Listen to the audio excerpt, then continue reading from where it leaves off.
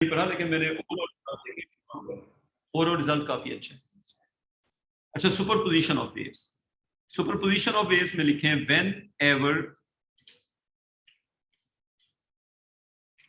whenever two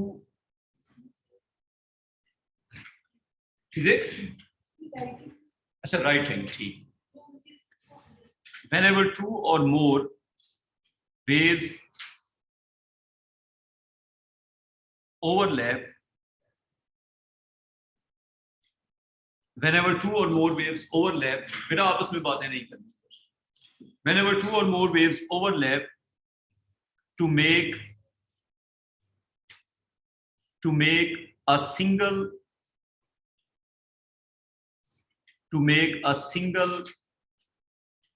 resultant wave, then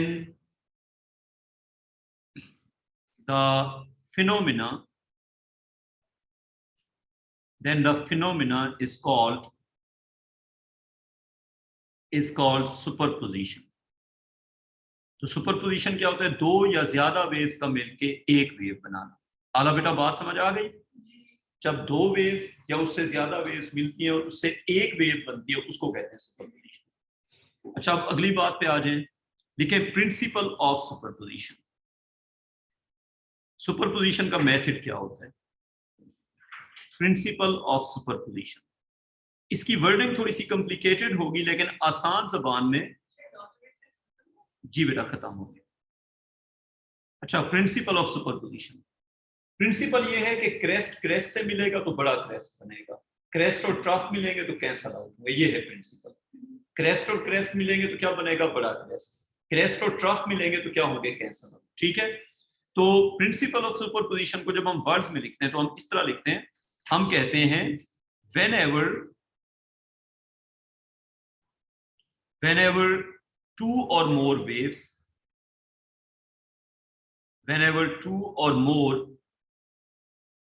waves of same type, एक बात याद रहे, ओवरलैप सेम टाइप की वेव्स का होता है। अच्छा, मैं अब सेम टाइप का मतलब पूछता हूं, क्या आवाज और वाटर वेव्स का ओवरलैप होगा या नहीं होगा? द आंसर इज यस, होगा। नो, यू विल से कि आवाज तो होती है लॉन्गिट्यूडनल, वाटर वेव्स तो ट्रांसवर्स होती हैं। चले मैं आपसे सवाल पूछता हूँ, पानी की सरफेस पे अगर लाउड स्पीकर ऑन कर दें, पानी की सरफेस वाइब्रेट करेगी या नहीं करेगी? बेटा इसी को सुपरपोजिशन कहते हैं। सुपरपोजिशन कोई रॉकेट साइंस नहीं होती। सुपरपोजिशन होती है कि एक वेव दूसरी वेव को इफेक्ट करेगी या नहीं करेगी। पानी की सरफेस पे लाउड स्पीकर ऑन करते हैं तो पानी की सरफेस करेगी वाइब्रेट ना, इसका मतलब है आवाज की waves are enough capable to generate water की वेव्स, तो इसी को कहते हैं सुपरपोजिशन। तो आवाज का और वाटर वेव्स 7:35 होगा, आवाज का और वाटर वेव्स का सुपरपोजिशन होगा। बात क्लियर? अगला सवाल, पानी पे लाइट मारते हैं, पानी वाइब्रेट करेगा या नहीं करेगा? नहीं करेगा। लाइट और वाटर वेव्स का इंटरफेरेंस नहीं होगा। ठीक है, अगली बात पे आ जाओ। टेलीविजन चलाया हुआ है, उसके पास से स्कूटर गुजारते हैं, टेलीविजन में लाइनें आती हैं या नहीं आती? आती हैं, आवाज भी। हाँ, तो वो कभी करके देख बेटा, अगर कहीं पे टीवी चला हुआ है ना और उसके पास से आप स्कूटर गुजारते हैं, आप करके देख लेना। टीवी चला हुआ है, साथ से स्कूटर गुजारते हैं, गाड़ी गुजारते हैं, तो टीवी का जो वीडियो होता है वो डिस्टॉर्ट हो जाता है। आप करके देख लेना। वो इसलिए आप सही कह रहे हैं, वो इसलिए कि जो स्कूटर होता है उसका जो प्लग होता है वो भी वेव्स जनरेट करता है। तो टीवी की जो वेव्स होती है वो इलेक्ट्रोमैग्नेटिक होती है, कोई और इलेक्ट्रोमैग्नेटिक वेव्स उनको इफेक्ट करती हैं। तो electromagnetic waves interfere with electromagnetic waves, mechanical waves interfere with mechanical waves. आसान जबान में, matter waves interfere with matter waves, electromagnetic waves interfere with electromagnetic waves. इससे ज्यादा आसान जबान में लाइट और हीट का इंटरफेरेंस होगा, लाइट और हीट का इंटरफेरेंस होगा, लाइट और साउंड का इंटरफेरेंस नहीं होगा। क्यों? क्योंकि लाइट होती है रेडिएशन इंटरफेयर करेगी रेडिएशन के साथ, और मैटर वाली वेव्स इंटरफेयर करेंगी मैटर वाली वेव्स के साथ। Waves in a rope, water waves, sound, they all will interfere. Waves in a spring, water waves in a sound, ये सब आपस में इंटरफेयर करेंगी। बात समझ आ गई? मैटर वाली जो वेव्स है वो इंटरफेयर करेंगी मैटर वाली वेव्स के साथ। रेडिएशन इंटरफेयर करेंगी रेडिएशन के साथ। अब बात क्लियर, लाइट का इंटरफेरेंस होगा लाइट के साथ, लाइट का इंटरफेरेंस हीट के साथ भी हो सकता है, एक्सरेज के साथ भी हो सकता है, माइक्रोवेव्स के साथ भी हो सकता है। इलेक्ट्रोमैग्नेटिक स्पेक्ट्रम की जितनी वेव्स हैं वो आपस में इंटरफेयर करेंगी, बाकी सब वेव्स आपस में इंटरफेयर करेंगी। बात क्लियर? तो इसका मतलब है same type.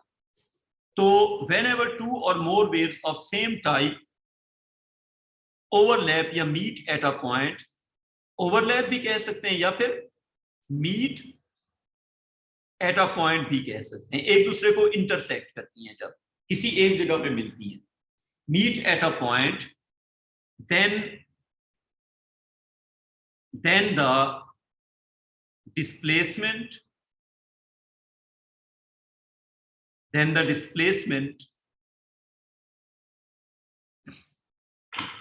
displacement of the resultant wave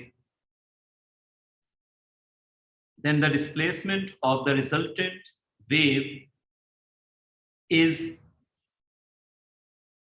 algebraic sum। बेटा algebraic sum क्या होता है? पॉजिटिव और पॉजिटिव को ऐड करेंगे, नेगेटिव और नेगेटिव को ऐड करेंगे। अब ये वेव्स में क्या होगा? अल्जेब्रिक सम का मतलब होता है crest and crest is a bigger crest, trough and trough is a bigger trough, crest and trough will cancel out. Algebraic sum का क्या मतलब है?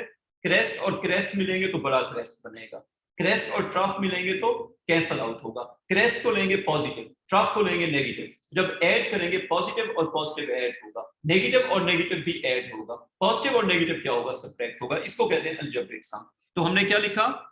The displacement of the resultant wave is algebraic sum of the displacements, algebraic sum of the displacements of individual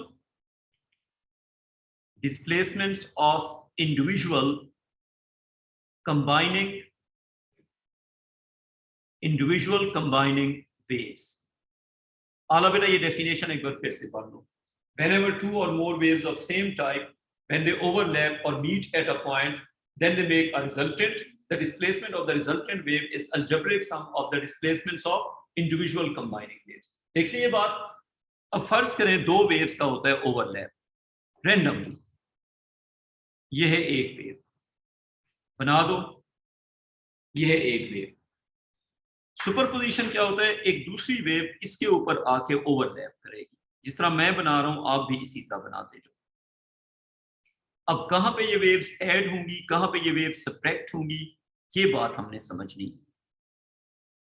तो principle of superposition ये कहता है कि फर्ज करें यहां पे रिजल्टेंट क्या होगा, फर्ज करें यहां पे रिजल्टेंट क्या होगा, उसके बाद एक पॉइंट हम ले लेते हैं ये वाला, ठीक है, एक पॉइंट हम ले लेते हैं ये वाला, और एक पॉइंट हम ले लेते हैं ये वाला।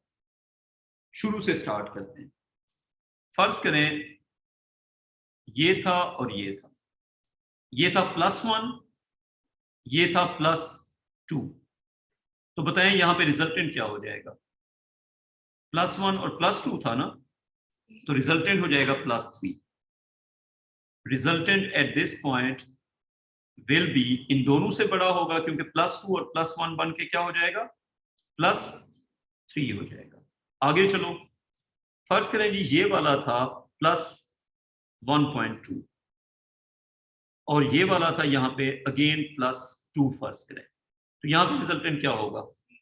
3.2। ऐड करते जा रहे हैं, क्रेस्ट और क्रेस्ट पॉजिटिव, क्रेस्ट और क्रेस्ट पॉजिटिव। उसके बाद हम आ जाते हैं इधर, ये वाला ये वाला ये वाला ये वाला। अला बेटा देखिए जरा, फर्ज करें ये वाला था प्लस लेट्स सपोज 1.5, ये वाला कितना था? फर्ज करो +1.5 और ये वाला था -1.5। तो बताओ रिजल्टेंट कितना आ जाएगा? 0। इसको कहते हैं प्रिंसिपल ऑफ सुपरपोजिशन। सिंपल सी बात है ना, ठीक है।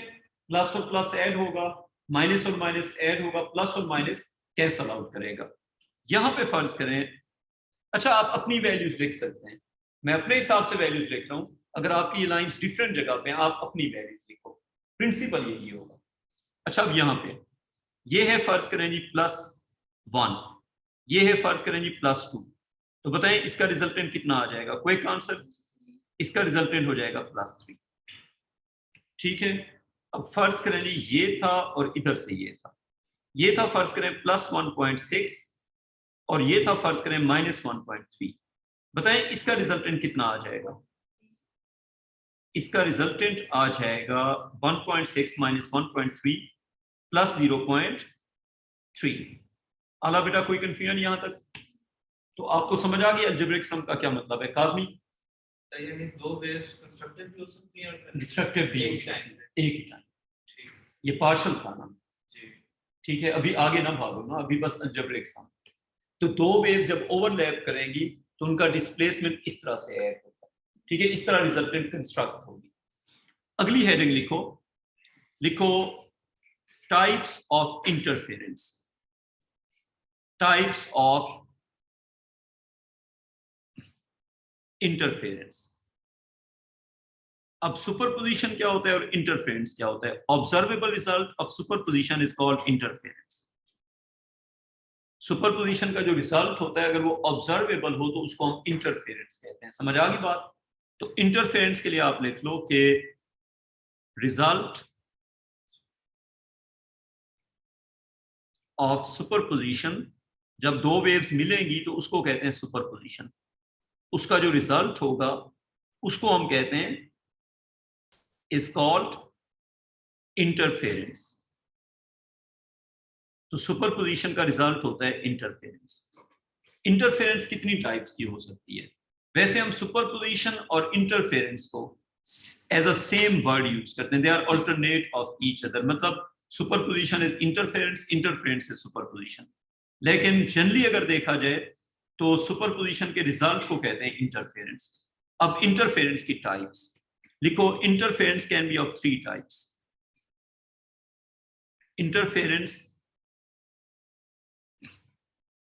Interference can be of 3 types।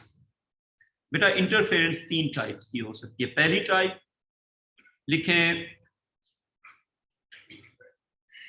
बेटा सीरियस हो जाए, बेटा हो जाता है ना, ये तो कॉमन सी बात है, खांसी मुझे भी आ सकती है बेटा, आ सकती है ना बेटा, अगर आप शक्ल पे हंसेंगी फिर तो खांसी आएगी, ना करें ना इस तरह। आप एक काम करें, आप उठ के पिछली रो में चली जाए और आगे से मुझे कहना ना पड़े आपने साथ नहीं बैठना। Number 1, constructive interference. बेटा इंटरफेरेंस की जो फर्स्ट टाइप है it is constructive interference. Second type पे आ जाओ, number 2। So the first type of interference is called constructive interference. Number 2 पे लिखो destructive interference. So the first one is constructive, the second one is fully destructive, and the third one is in between, that is called partial interference. The third one is partial interference. तो constructive, destructive और partial. और अगर हम तीनों को एक line में draw करते हैं तो कंस्ट्रक्टिव होती है जब क्रेस्ट पे क्रेस्ट आके फॉल करता है और ट्रफ पे ट्रफ आके फॉल करता है, और वेव्स जो हैं बिल्कुल एग्जैक्ट फेज में मिलती हैं। तो आप यूं करें, ये बनाते जाएं मेरे साथ। ये है एक वेव, अगर इस वेव के साथ दूसरी वेव भी बिल्कुल इसी तरह आके फॉल करती है तो इनको हम कहते हैं वेव्स आर इन फेज। क्या कहते हैं इनको हम? Waves are overlapping while they are in phase. तो it is overlap of in phase waves. और इस तरह की जो इंटरफेरेंस है उसको हम क्या कहेंगे? This is constructive interference. This is constructive interference. लिख लें जी। और इसमें हम क्या कहेंगे? Waves are in phase. waves are in phase. Done? So constructive interference is when crest of one wave falls on the crest of the other wave, trough of the one wave falls on the trough of the other wave. जब crest और trough exactly combine करते हैं तो वो क्या होता है आपका constructive interference. और ये constructive interference तभी possible है अगर wavelength same हो. अगर wavelength छोटी बड़ी हो फिर possible ही नहीं है. crest पे और trough पे exactly fall कब करेगा जब दोनों waves क्या होंगी of same wavelength. The waves are in phase. बेटा clear? अच्छा उसके बाद डिस्ट्रक्टिव इंटरफेरेंस. डिस्ट्रक्टिव इंटरफेरेंस के लिए भी वेवलेंथ का सेम होना कंपल्सरी है और उसमें यह होता है कि क्रेस्ट पे फॉल करता है ट्रफ और ट्रफ पे फॉल करता है क्रेस्ट. ठीक है जी. तो ये ऐसे होगा. साल बेटा वेव्स का हर टॉपिक शुरू में बड़ा आसान होता है ना. अभी तक तो ये बड़ा सिंपल जा रहा है. थोड़ा सा वेट करें. अच्छा अब इसके नीचे से क्रेस्ट पे क्या फॉल कर रहा है इट्स ट्रफ. तो बेटा जब क्रेस्ट और ट्रफ आपस में कंबाइन करेंगे तो this will be called as, इसको हम क्या कहेंगे, दिस इज डिस्ट्रक्टिव इंटरफेरेंस. कोई कंफ्यूजन? डिस्ट्रक्टिव इंटरफेरेंस में क्या होता है क्रेस्ट और ट्रफ आपस में कंबाइन करते हैं, कैंसलेशन होती है. यहां पे वेव्स का फेज शिफ्ट क्या है लिखें, the overlapping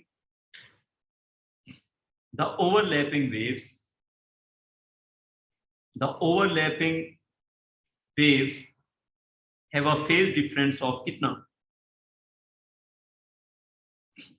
have a phase difference of 180 degrees. तो जब क्रेस्ट पे ट्रफ फॉल करेगा और ट्रफ पे क्रेस्ट फॉल करेगा उसको हम कहेंगे वेव्स का फेज शिफ्ट है 180 degrees. कॉपीड. तीसरी टाइप ऑफ इंटरफेरेंस ये हो गई डिस्ट्रक्टिव. तीसरी टाइप लिखें पार्शियल इंटरफेरेंस. उसमें ये होगा, उसकी भी ड्राइंग बना दें. फर्ज करेंगे ये है एक वेव. पार्शियल होगा जब ना होगा कंस्ट्रक्टिव और ना होगा डिस्ट्रक्टिव. पार्शियल में ये होगा कि वेव्स आगे पीछे होंगी. ये मैंने क्वार्टर वेव्स के ऊपर लाइन बनाई हुई है. ये मैंने लाइंस कहां पे बनाई हुई है, आफ्टर एवरी क्वार्टर वेव. बना दो. बना दिया. अब दूसरी वेव फर्ज करें आप बना दो यहां से.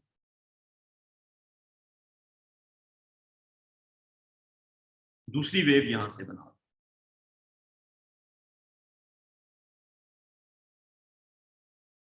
इस तरह की जो इंटरफेरेंस है जिसमें वेव्स आगे पीछे होंगी. अच्छा तीनों को साथ साथ देखो. In phase 180 degrees out of phase.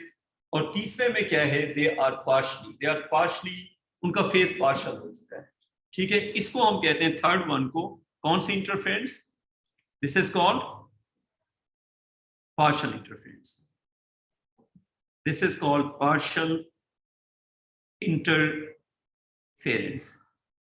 तो बेटा जी सबसे पहले वाली क्या हो गई, कंस्ट्रक्टिव. अब शक्ल याद रहेगी कि कंस्ट्रक्टिव इंटरफेरेंस किस तरह की होगी. दूसरे वाली कौन सी हो गई, डिस्ट्रक्टिव. और तीसरे वाली कौन सी हो गई, पार्शियल. दानियाल कोई confusion?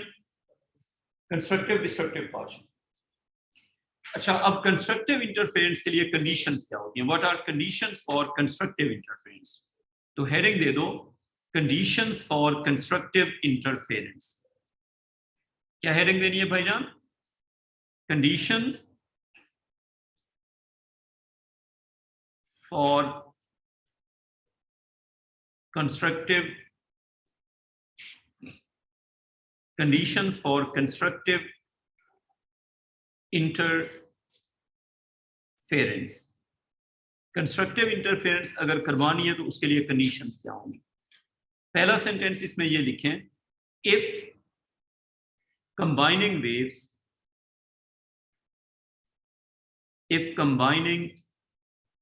waves are in phase, ये हमें पहले से बात पता है. If combining waves are in phase, then interference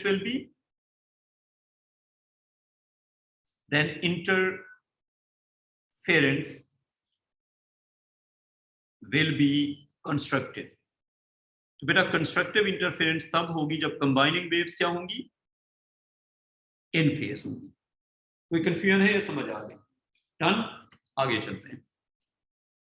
अगर मैं आपसे कहूं कि सोर्सेज हैं इन फेज या सोर्सेज हैं anti phase, anti phase sources का क्या मतलब है, इन फेज सोर्सेज का क्या मतलब है? एक हेडिंग लिखो, लिखो constructive interference with sources which are, heading क्या लिखनी है, कंस्ट्रक्टिव। अब यहां से आगे समझने वाली बात होगी, constructive interference, constructive interference with sources being 180 degrees out of phase। अब यहां पे आपके दिमाग में एक बात आ रही होगी कि टीचर ने थोड़ी देर पहले ये कहा था कि कंस्ट्रक्टिव इंटरफेरेंस होती है इन फेज की, तो यहां पे तो उसने उल्टा लिख दिया है। यही बात है ना, मैंने थोड़ी देर पहले क्या कहा था, constructive interference is of in phase waves, लेकिन अभी क्या लिखा है, 180 डिग्रीज आउट ऑफ फेज, लेकिन मैंने सोर्सेज की बात की है। Sources are 180 degrees out of phase but the waves will be in phase. अब मैं ये समझाता हूं कि मैं क्या बात कर रहा हूं। देखें, एंटी फेज सोर्सेज क्या होंगे 180 डिग्रीज आउट ऑफ फेज, ये सोर्सेज क्या हैं, एक होगा क्रेस्ट, एक होगा ट्रफ, उल्टे चलने। ऐसे सोर्सेज जो उल्टे चलेंगे वो क्या होंगे 180 डिग्रीज आउट ऑफ फेज। क्या ऐसे सोर्सेज इन फेज वेव्स दे सकते हैं या नहीं दे सकते? ऐसे सोर्सेज इन फेज वेव्स दे सकते हैं। कैसे देंगे वो हमने समझना है। तो एक ड्राइंग बनाए जरा। सबसे पहले आपका जो फर्स्ट सोर्स है वो है क्रेस्ट पे। पहला सोर्स कहां पे भाईजान, क्रेस्ट पे। तो उसकी वेव किस तरह की होगी, उसकी वेव क्रेस्ट से स्टार्ट होगी, या मेरे साथ ही बनाते थे। अगर सोर्स क्रेस्ट पे होगा तो वेव कैसे बनेगी, वेव क्रेस्ट से स्टार्ट होगी और फिर आगे चलती जाएगी। कोई कंफ्यूजन इसमें? ये वाला सोर्स कहां पे था, क्रेस्ट पे था, तो इसकी वेव भी कहां से बनेगी, क्रेस्ट से बनेगी। दूसरा सोर्स जो इसके साथ 180 डिग्रीज के फेज शिफ्ट पे होगा वो कहां पे होगा, क्रेस्ट पे होगा या ट्रफ पे होगा, वो होगा ट्रफ पे। 180 के फेज शिफ्ट का मतलब है कि दूसरा सोर्स कहां पे होगा, ट्रफ पे होगा। अब आप एक काम करें, ये वाला जो सोर्स है इसको हम कह देते हैं S1। आधी वेवलेंथ के गैप पे, आधी वेवलेंथ कहां तक होगी, यहां से लेके यहां तक कितना गैप हो गया बताओ ना, it's not one wavelength. Crest से लेके ट्रफ तक इट इज हाफ वेवलेंथ। बेटा क्रेस्ट से लेके ट्रफ तक इट इज हाफ वेवलेंथ। आइए बात समझ, गैप है आधी वेवलेंथ का। Source number 2 is at the trough. Now what do you think? The sources are in phase or anti-phase? They are anti-phase.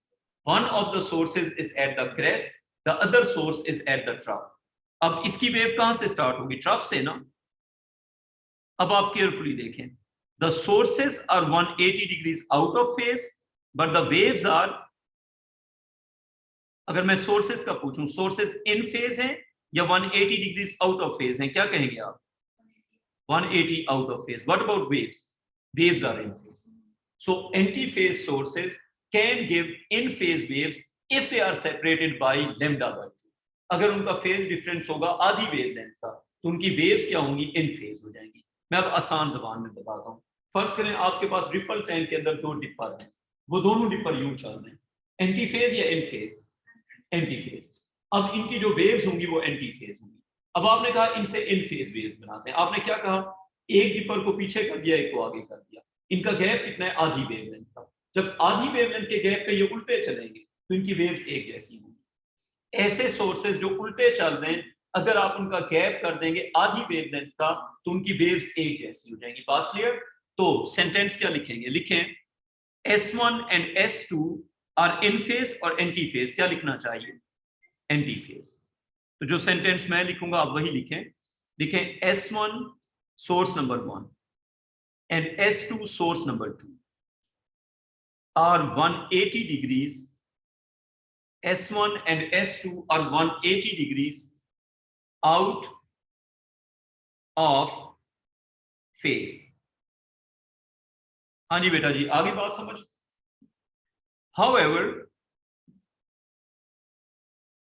however their waves, आप बताओ इन phase है या एंटी फेज है? however their waves are in phase, और इसकी वजह क्या बताओगे? In phase as there path difference, sources का जो गैप होता है उसको कहते हैं पाथ डिफरेंस। सोर्स जितना आगे पीछे होते हैं उसको क्या कहते हैं? Path difference. As there path difference, कितना इनका पाथ डिफरेंस? आधी वेवलेंथ, आधी वेवलेंथ। कोई confusion? So whenever the sources are 180 degrees out of phase and they are separated by आधा wavelength, तो उनकी जो waves होती हैं वो in phase होती हैं। बात क्लियर? अब इनका इंटरफेरेंस कौन सा होगा, कंस्ट्रक्टिव या destructive?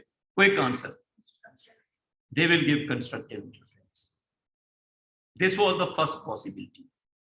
This was the first possibility. अब आप एक काम करें, फिर से दो सोर्सेस बनाएं जो 180 डिग्रीज के फेज शिफ्ट पे हैं और उनका गैप कर दें 3.5 वेवलेंथ। आपने क्या करना है जी? ये मैंने बना दी लाइन, एक वेव मैंने बना दी ट्रफ से, ये है S1। S1 मैंने कहां से स्टार्ट किया? It is starting from a trough, yes और नो? ये ट्रफ से स्टार्ट हो गई, बना दो। अगर मैं कहूं S1 से 3 λ/2 मार्क करो, S1 से 3 λ/2 कहां तक होगा? क्विक आंसर, S1 से 3 λ/2। देखो हर क्रेस्ट से ट्रफ तक आधा वेवलेंथ होता है। This is λ/2, this is again λ/2, this is again λ/2। बेटा क्रेस्ट से लेकर ट्रफ तक ना आधी वेव होती है। रूल क्या है जी? अगर आप ट्रफ से चलेंगे, ट्रफ से क्रेस्ट तक कितना होगी? आधी वेव, λ/2। क्रेस्ट से ट्रफ तक फिर से कितना होगा? λ/2। क्रेस्ट से ट्रफ तक फिर से चलेंगे तो कितना होगा? λ/2।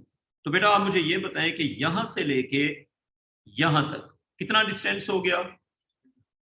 3 λ/2। कोई कंफ्यूजन? यानी कि 1.5 वेव, यानी कि 1.5 वेवलेंथ या 3 हाफ वेवलेंथ्स।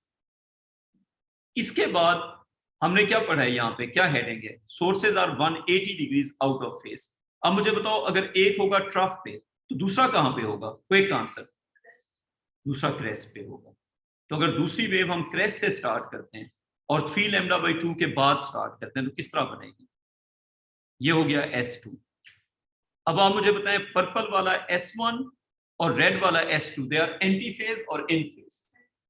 पर्पल वाला S1 जब ट्रफ के ऊपर है तो रेड वाला S2 क्रेस्ट के ऊपर है, they are anti phase, they are 180 degrees out of phase.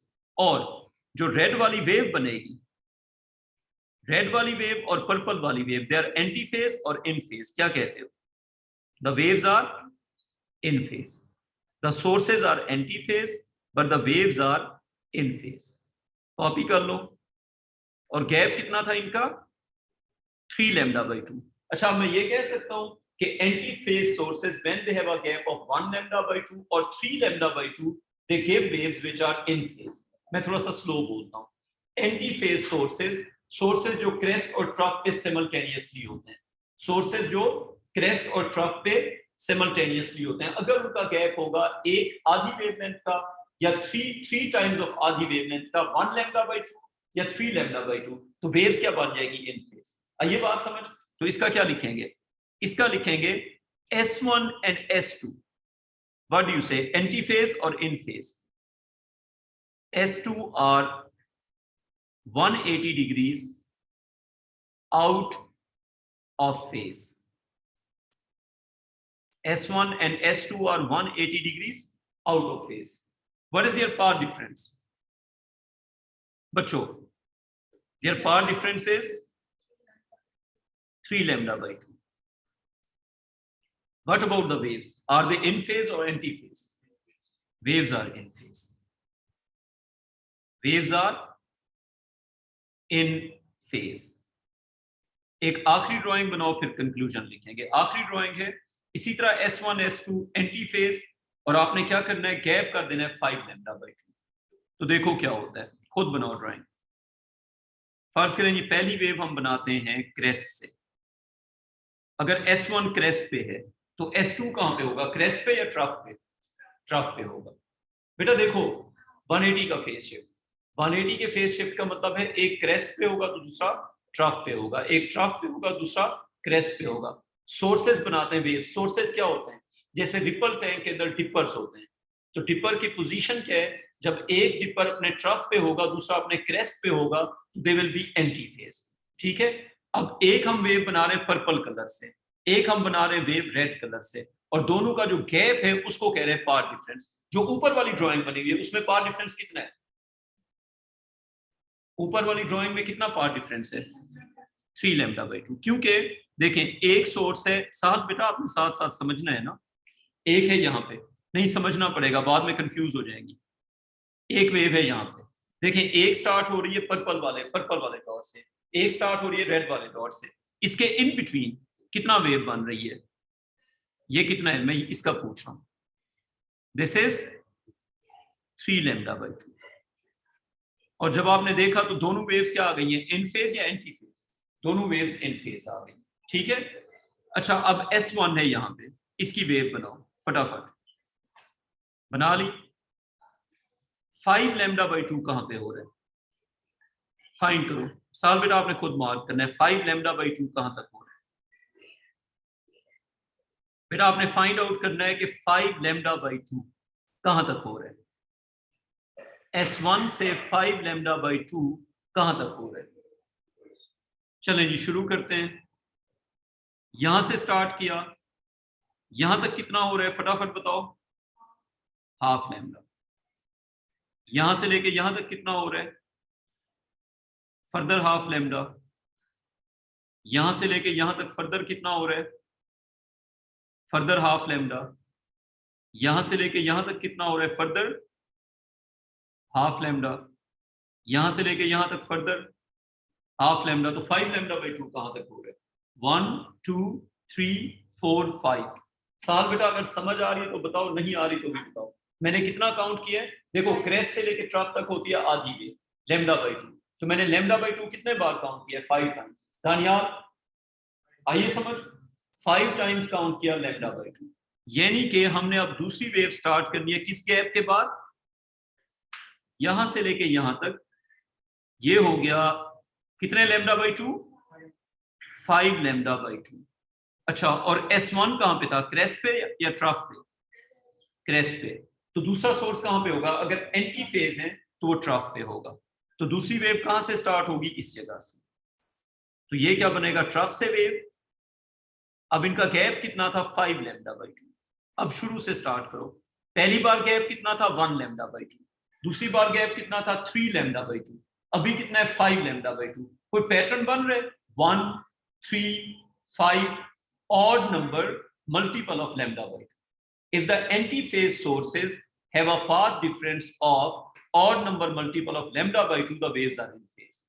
If the sources are antiphase and the path difference or separation is odd number multiple, क्या मतलब? 1 lambda by 2, 3 lambda by 2, 5 lambda by 2, 7 lambda by 2, 9 lambda by 2, 11 lambda by 2, 13 lambda by 2, चलते समझ आ गई बात? Sources का अगर gap होगा odd number multiple of lambda by 2 और सोर्सेज होंगे एंटी फेज, तो वेव्स क्या होंगी? इन फेज होंगी। ये सेंटेंस आप लिख लो। सेंटेंस क्या लिखना है कि if the sources are 180 degrees out of phase, Kazmi confusion तो नहीं है ना? चले तो लिखो, लिखो जी। आला बेटा आपको है क्लियर? बिल्कुल बिल्कुल, ये एंटी फेज के लिए ही लिखना है। If sources are 180 degrees out of phase, if sources of waves are 180 degrees out of phase and their path difference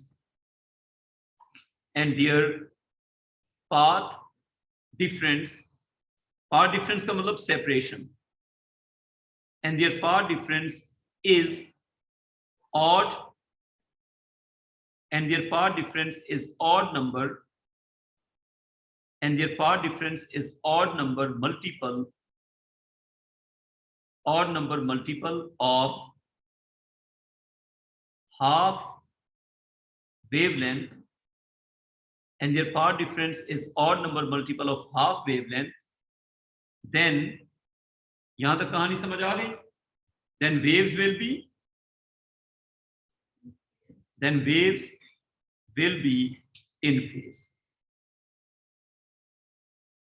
आज का आखिरी क्वेश्चन, उसके बाद छुट्टी। आपने एक टेबल फिल करना है, लिखें S1 and S2, ये 1 मिनट का क्वेश्चन होगा। S1 and S2 are 180 degrees out of phase. मैंने क्या लिखा जी? S1 and S2 are 180 degrees out of phase. S1 की स्टेट मैं आपको खुद बताऊंगा, S2 की स्टेट आप लिखेंगे, आपको समझ आ जाएगी कि मैं क्या पूछ रहा हूं। S1 and S2 are 180 degrees out of phase. S1 की स्टेट मैं बताऊंगा, S2 की आप लिखेंगे। S1 क्रेस्ट था, बोलेंगे नहीं आप। S1 ट्रफ था। S1 was at mean position while moving upwards. S1 was at mean position while moving upwards. समझ आ रही है बात ना? S1 was at mean position while moving downwards. You're doing it by yourself. कहानी समझ आ गई? तो अगर ये 180 degrees out of phase है, S1 and S2 are two sources of waves, and if they are 180 degrees out of phase, S1 crest होगा तो S2 क्या होगा? ट्रफ होगा। तो जब भी हम कहेंगे ना 180 डिग्रीज आउट ऑफ फेज, इसका ये मतलब होगा कि एक क्रेस्ट पे दूसरा ट्रफ पे। जब S1 ट्रफ होगा, S2 क्या होगा? क्रेस्ट। जब S1 मीन पोजीशन पे ऊपर की तरफ जा रहा होगा, S2 मीन पोजीशन पे ही नीचे की तरफ। जब S1 मीन पोजीशन पे नीचे की तरफ जा रहा होगा, S2 मीन पोजीशन पे ऊपर की तरफ। तो ये 180 डिग्रीज आउट ऑफ फेज, और इनकी वेव्स इन फेज कब होंगी? जब इनका पाथ डिफरेंस होगा 1 λ/2, 3 λ/2, 5 λ/2, और नंबर मल्टीपल ऑफ λ/2। कहानी समझ आ गई? ऐसे सोर्सेज जो उल्टे चल रहे हैं वो सीधी वेव्स, उल्टा सीधा मतलब इन फेज एंटी फेज। ऐसे सोर्सेज जो उल्टे चल रहे हैं वो सीधी वेव्स कब बनाएंगे? जब उनका पाथ डिफरेंस होगा और नंबर मल्टीपल ऑफ λ/2। इसके आगे कल का टाइम पता है ना? ग्रुप पे मैसेज कर देता हूँ। कल का टाइम है जी आपका 1 मिनट 6 to 7:30 है कैनेमेटिक्स। बेटा आपका 7:30 to 9 होगा वेव्स वाला, लेकिन ऑनलाइन। मैं ग्रुप पे दोबारा मैसेज कर देता हूँ।